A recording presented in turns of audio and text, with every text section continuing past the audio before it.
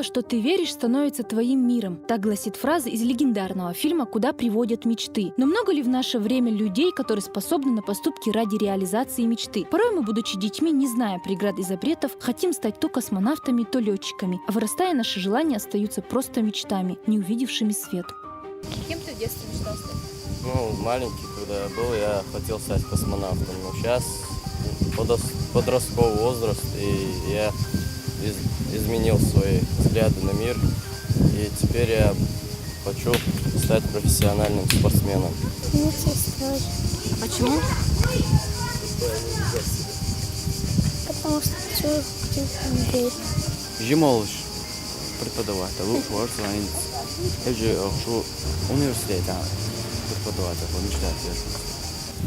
Насмотревшись там разных боевиков, я мечтал быть там милиционером, там спасать мир.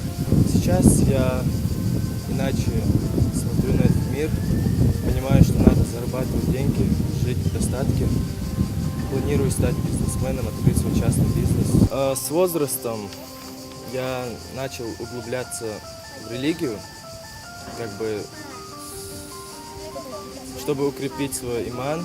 Как показывает опрос, большинство подростков в нашей республике хотят, чтобы крепла их вера в Аллаха и семейного благополучия, истинные ценности любого мусульманина. Однако мечты в разных странах у всех разные, как и сами люди. Например, проведенный опрос среди американских подростков показал, что большая часть из них мечтает о богатом будущем и известности. Опрос же у русского населения оказался намного скромнее и приземленнее. Они хотят в первую очередь здоровья себе и близким. На втором месте ответ «жить в достатке». Среди немецкого населения 70% считают здоровье самым бесценным благом, большим, чем уважение и дружба. А первое место в мечтах французов, как ни странно, занимает полная финансовая независимость. Далее идет достойное будущее. Китайцы же мечтают в первую очередь обрести крепкую семью и финансовую стабильность. Что касается арабских стран, то первое место у них занимает семья и религия.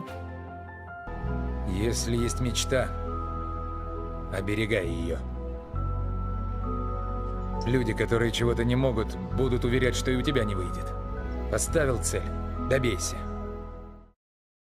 Есть множество книг, которые написали великие успешные люди. Все они когда-то были мечтателями. Просто они знали, как правильно мечтать, чтобы все мечты сбывались.